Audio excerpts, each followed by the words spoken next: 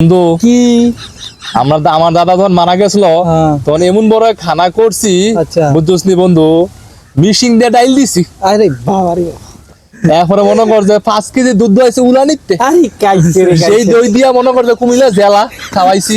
আরে বাবা রে বাবা তারপরে আর কি কমু, যে আড্ডি ডি মানুষে খাইয়া আড্ডি ডি 10 কানি খেতালি রাহন লাগছে মনে কর যে এই আড্ডি রাহনের লেগিয়া। আরে বাবা রে বাবা